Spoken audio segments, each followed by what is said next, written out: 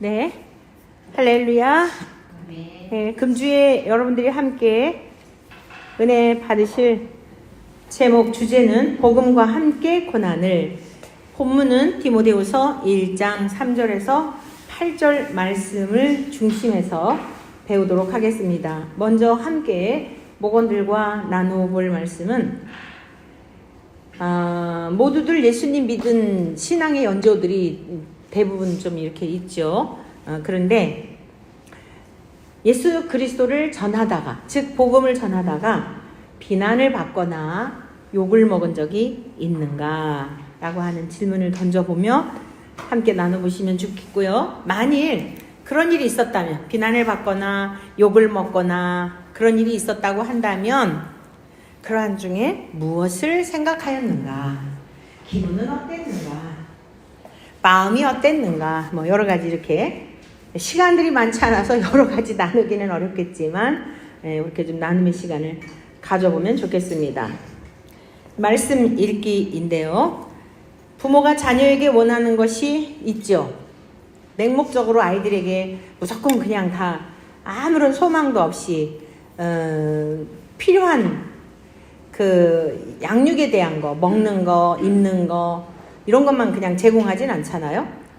아주 요즘은 이상한 부모들이 많아서 꼭 이 수식을 해줘야 될 게 뭐냐면 정상적인 부모라면 이 얘기를 꼭 해줘야 돼. 이상한 부모들이 많으니까. 하여간 보통의 평범한 보통의 부모님들은 자녀들에 대한 어떤 그 소망들이 다 있어요. 이렇게 자라주기를 바란다. 저는 우리의 자녀들에게 바라는 게 뭐 세상에서 출세하고 뭐 하고 이런 것보다 정말 하나님 한 분을 소망하며 사는 그러한 그리스도인이 되기를 저는 정말 소망해요. 그 안에 다 있기 때문에 주님 안에 누림이 있고 주님 안에 행복이 있고 주님 안에 길이 있고 신앙의 방향이 분명하면 내가 공부를 왜 해야 하는지, 내가 돈을 왜 벌어야 하는지, 내가 세상에서 무엇인가 성취한다면 그것을 왜 그러해야 하는지, 그게 보통의 사람들을 나를 위한 거잖아요. 나를 위하고 내 가족만 위한 것인데 주님의 사랑에 연합이 되어서 주님 한 분만으로 만족하고 주님으로 인하여 기뻐하고 삶의 이유가 되고 목적이 되면 그 안에 전부 답이 다 있더라고요. 공부할 목적도 생기고 그 다음에 내가 장차 어떤 사람이 된다면 그 사람이 왜 되어야 하는지 이러한 이유들에 대한 것들 이런 것이 분명해져서 제 경험에 의한 거예요. 제가 20세 때 주님을 만났다 그랬잖아요. 근데 주님을 만나기 전까지는 그냥 보통의 청소년들처럼 다 그랬던 거죠. 그러니까 부모님이 학교 가라 그러니까 가고 또 가고 싶을 때 또 안 보내주니까 또 거기서 불만이 생기고 그런데 주님을 딱 만나고 나니까 목표가 분명해지더라고요. 내가 주님을 위해서 공부를 해야 되겠다. 결혼에 대한 목적도 분명해지더라고요.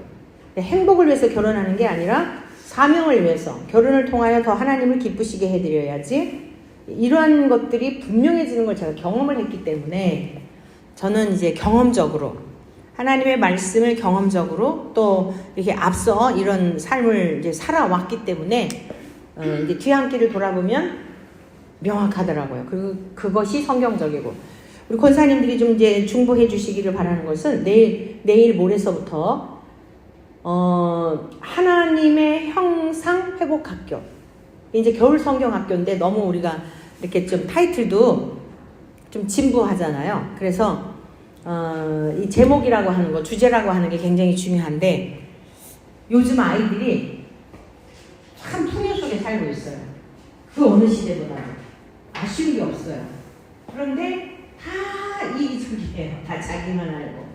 그래서 형제지간에도 그냥 티격태격하고 그냥 또 밖에 나가서 이제 자기들의 어떤 그 욕망하는 것들, 욕망이라는 게 다른 게 아니죠. 인정받고자 하는 욕구 이런 게 다 있잖아요.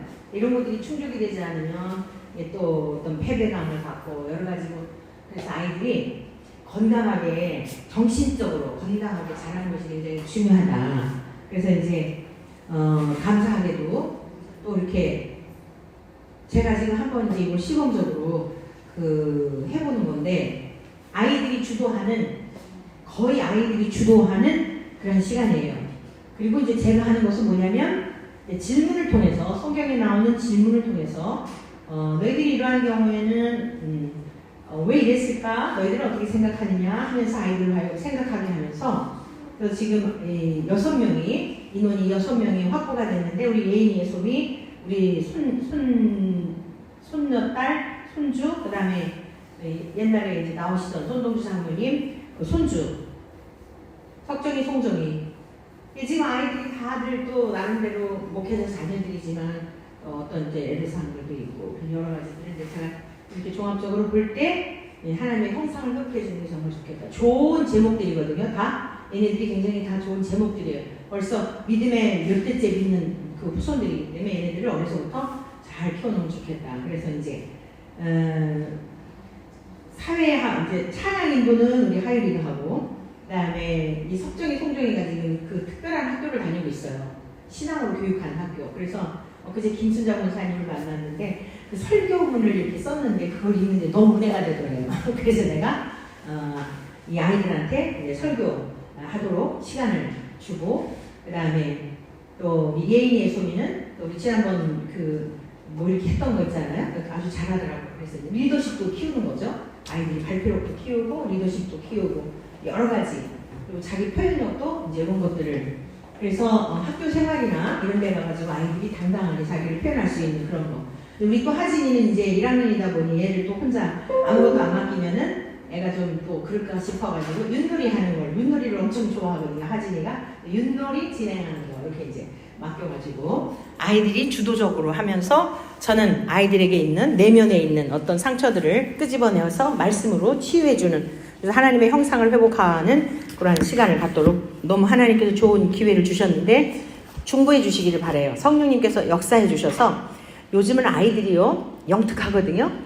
정말 성령님을 경험하게 되고 진리가 실제가 되게 되면 아이들을 통해 이 지금 세대가 워낙 빠르게 돌아가고 있기 때문에 하나님이 하실 일들이 무궁무진하다고 싶어요. 그래서 이 화요일부터 금요일까지 하는 이 시간을 위해서 여러분들이 중보 영으로라도 계신 자리에서 성령님으로 역사하셔서 이 아이들이 이 시대에 귀하게 쓰임받는 그런 귀한 아이들이 될 수 있도록 성령님이 인도해 주시도록 기도 부탁드리겠습니다.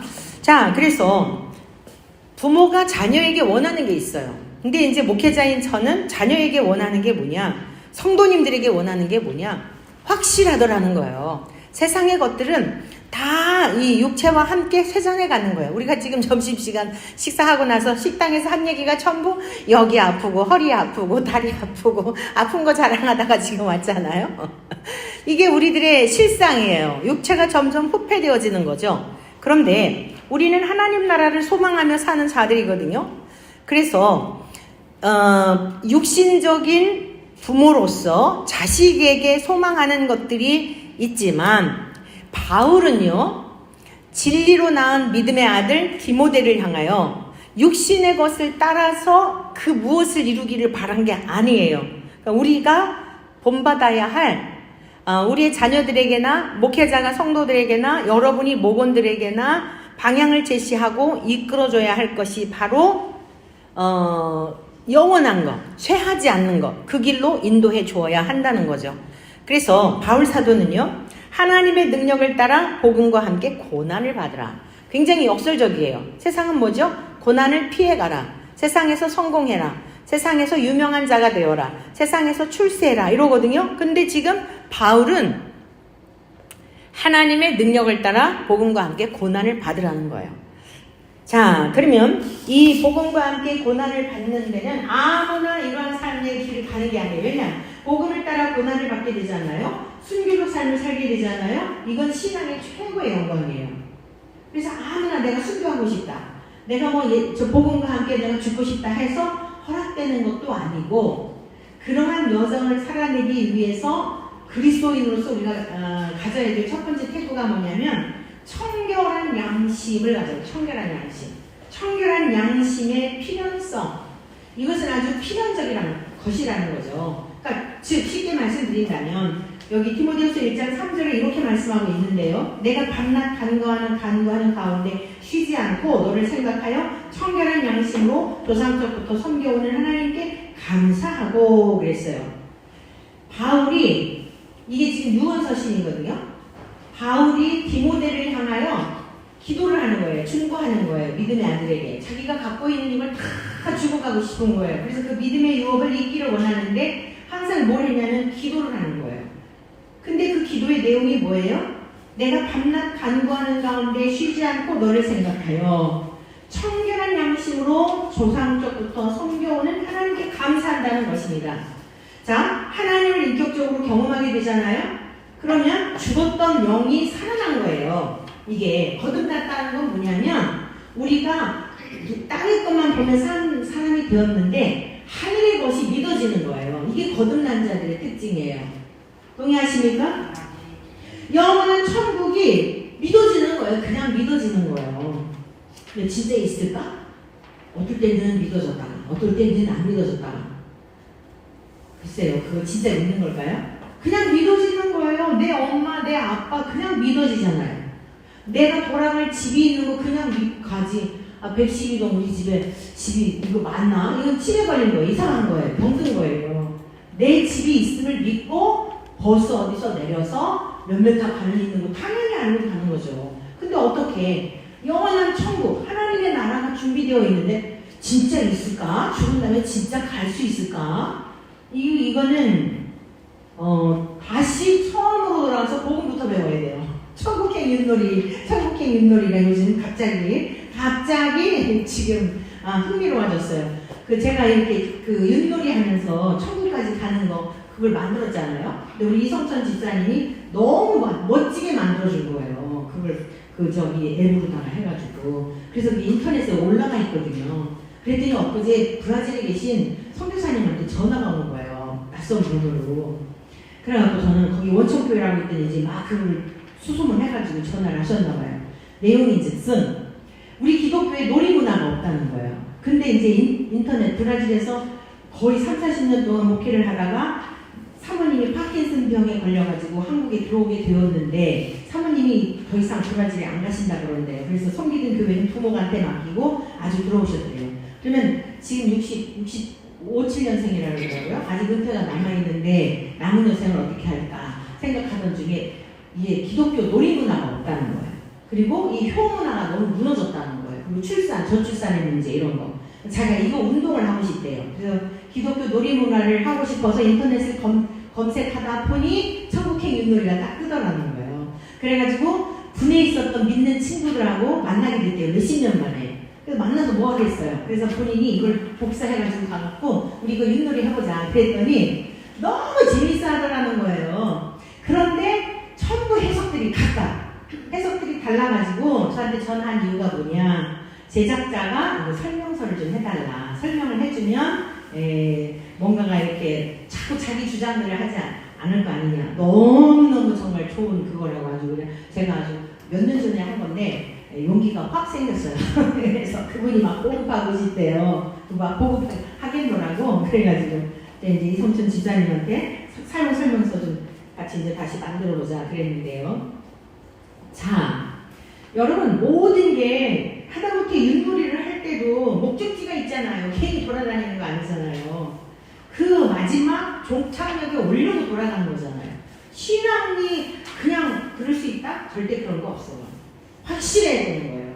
우리 사랑하는 목장의 리더인 여러분들이 정말 올해는 천국에 대한 소망으로 충만하시길 축복합니다.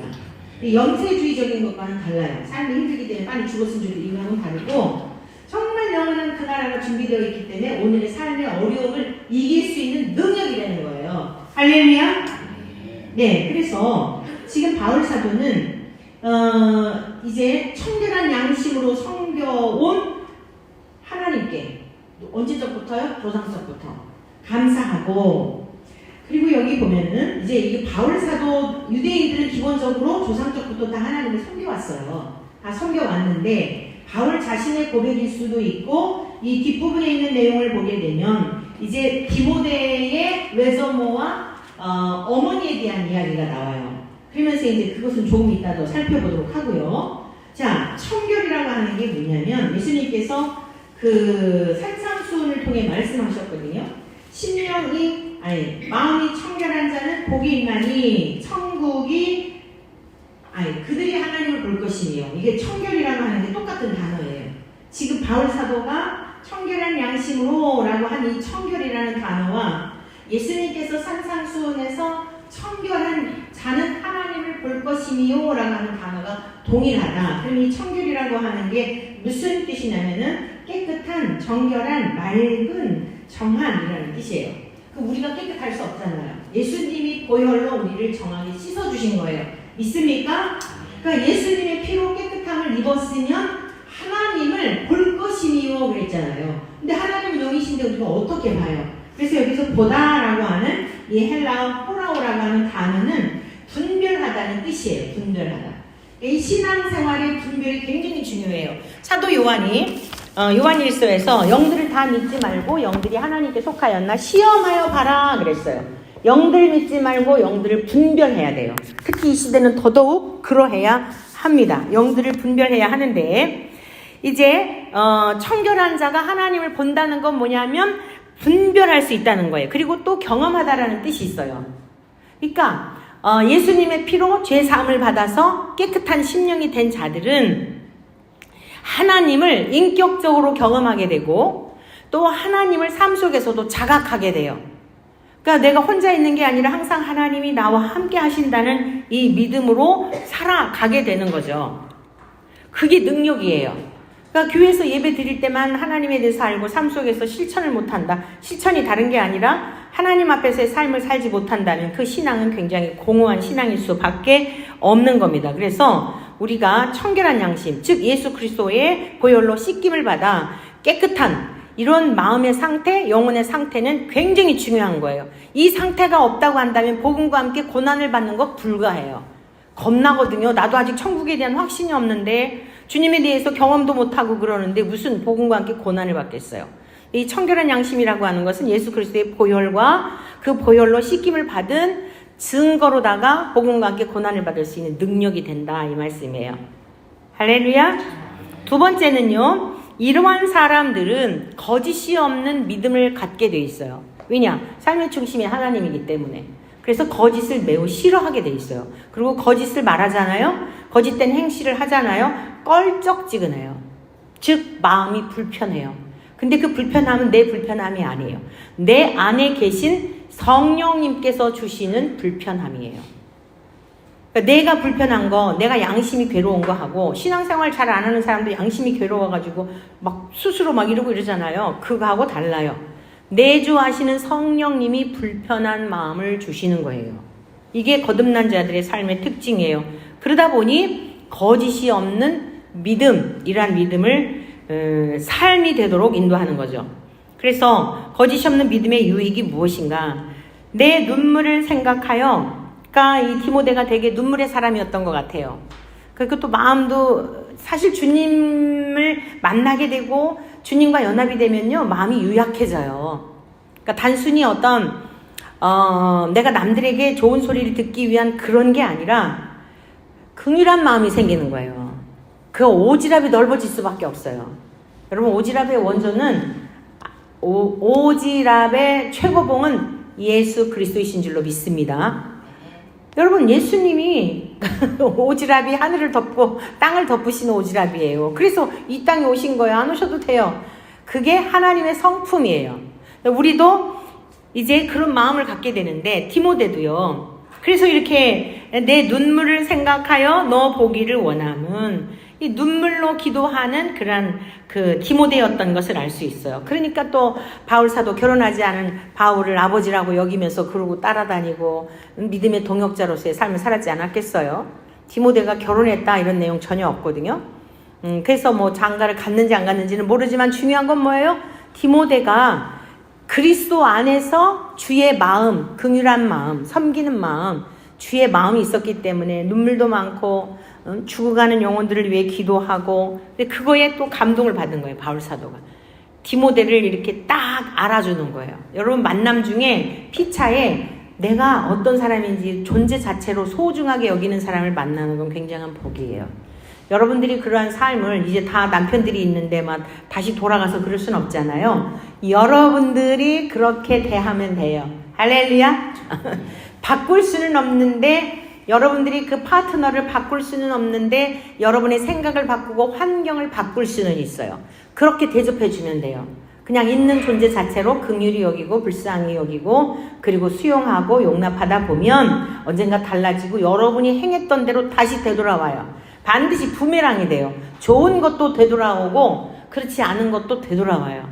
자, 그래서 이 디모데의 이러한 믿음이 어떻게 해서 형성이 되었는가? 여기 보면은요. 내 눈물을 생각하여 너 보기를 원하면 내 기쁨이 가득하게 하려 함이니 만나고 싶다는 거예요. 속히 이는 내 속에 거짓이 없는 믿음이 있음을 생각함이라. 내 속에 거짓이 없는 믿음이 있음을 생각함이라. 할렐루야. 거짓이 없는 믿음이 있다는 거예요. 디모데가. 근데 이 믿음이 그냥 생긴 게 아니라 먼저 내 외조모 로이스와 유니게 속에 있더니 우리 딸 이름이 윤이잖아요. 여기서 차가 난 거예요. 유니게에서 게자만 뺀 거예요. 윤이라고 하는 게 아리따울류 향기 난리 한자로도 있거든요. 보니까 특별한 한자더라고요. 그리고 승리라는 뜻이에요. 이게 원어적으로. 그래서 제가 40일 동안 이름을 아이 태어나서 산구환할 때 40일 동안 기도하고 이름을 지어줬어요. 그런데 이제 우리 작은 딸은 아빠가 아들인 줄 알고 영광이라고 지었다가 돌아가신 김 목사님이 낳는데 왜냐하면 옛날에 이종경 권사님이 그랬거든요.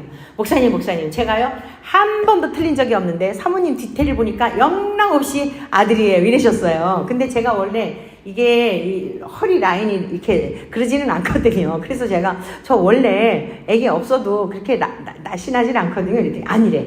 자기가 한 번도 틀린 적이 없는데 분명히 아들이라는 거예요. 김 목사님이 그 말씀을 딱 철석같이 듣고 영광이라고 지어놓은 거예요.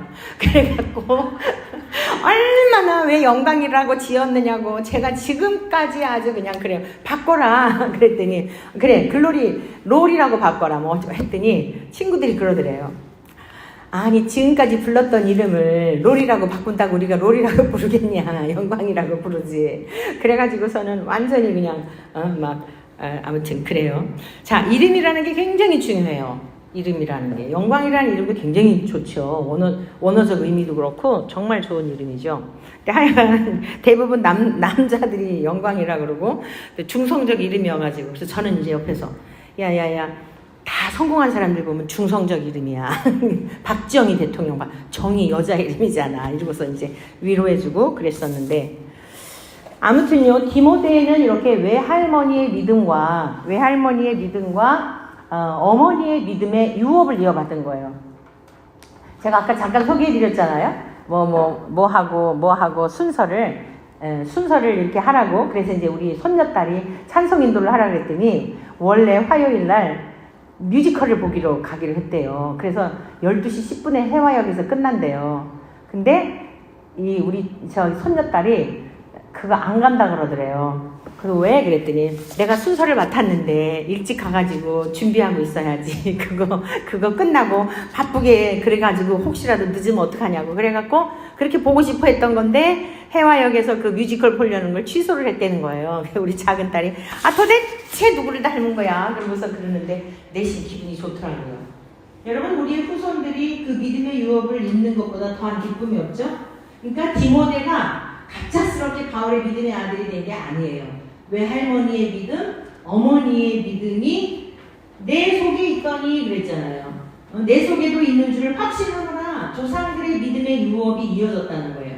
우리 사랑하는 권사님들, 집사님들의 믿음이 반드시 여러분의 후손들을 통해 열매 맺게 될 줄로 믿습니다. 그리고 반드시 그 아이들은요, 우리의 후손들은 세상에서 성공에 위하여 기도하지 않아도 하나님이 높여주셔요. 하나님이 높여주신다니까요. 하나님을 신뢰하시길 축복합니다. 또 우리가 아이들에게 교육해야 될 게 뭐냐? 하나님께 영광 올려드리라고 너희들을 높여주시고 너희들에게 그 은혜를 주신 거지 너희들의 개인을 위한 것이 아니야 라고 하는 것을 가르쳐줘야 돼요. 꼭 뒤에 이야기를 여러분들이 가르쳐주어서 아주 세뇌를 시켜놔야 돼요. 그래서 겸손하게 끝까지 하나님 앞에 쓰임받도록 그게 우리 부모가 해야 할 일입니다. 디모데는 얼마나 복되요? 믿음의 아버지까지 만나게 해주셔가지고 신앙의 성공자가 되겠잖아요. 최고의 영광이잖아요. 고난과 복음과 함께 고난을 받는 순교적 삶을 살도록 만남의 복을 주신 거예요. 외할머니의 기도, 어머니의 기도가 바울과 디모데의 아름다운 동역의 관계를 통해 하나님의 역사를 이루게 된 거죠. 자, 세 번째, 하나님이 주신 무기가 있어요. 그냥 순교자의 삶을 사는 게 아니에요. 자, 다 같이 한번 읽어보실까요? 6절, 7절 시작. 그러므로 내가 나의 안수함으로 내 속에 있는 하나님의 은사를 다시 불릴듯 하기 위하여 너로 생각하게 하노니 하나님이 우리에게 주신 것은 두려워하는 마음이 아니요 오직 능력과 사랑과 절제하는 마음이니. 할렐루야. 그러니까 여러분들을 목장의 리더로 또 교회 권사님들로 집사님들로 각 직분을 목사로 부르신 거는 그냥 부르시기만 한 게 아니에요. 감당할 수 있는 능력도 주신 줄로 믿습니다.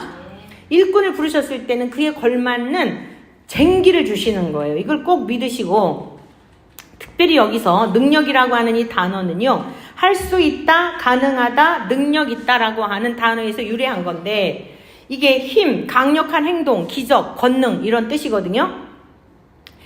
이게 뭐냐면요, 성령에 대해서 오늘날 너무 많이 오해하고 있어요. 세상에서 제일 기적 중에 기적이 뭐냐면 교만한 사람이 겸손한 자가 되고, 자아가 강한 사람이 자아가 죽어서 온유하고 겸손하신 주님을 닮는 거예요. 믿으십니까? 이 능력이라는 건, 성령의 능력은 자기를 죽이는 능력이에요.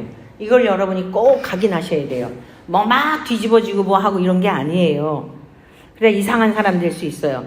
이 능력은 자기를 죽이는 능력, 내 모든 것을 다 십자가에 못 박을 수 있는 능력, 이 능력을 하나님께서 주신 겁니다.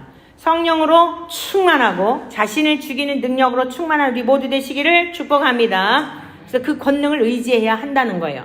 결론이에요. 바울은 성령의 권능을 충만하게 힘입었었죠. 자신을 죽이는 일, 힘, 세상을 이기는 힘, 죽음도 두려워하지 않는 그 힘이 성령의 능력에 있었기에 믿음의 아들 디모데에게도 감옥에 갇혀 있으면서 담대하게 이렇게 우리가 함께 그 길을 가자고 권면한 거예요. 8절 다 같이 있습니다. 그러므로 너는 내가 우리 주를 증언함과 또는 주를 위하여 갇힌 자 된 나를 부끄러워하지 말고 오직 하나님의 능력을 따라 복음과 함께 고난을 받으라. 할렐루야.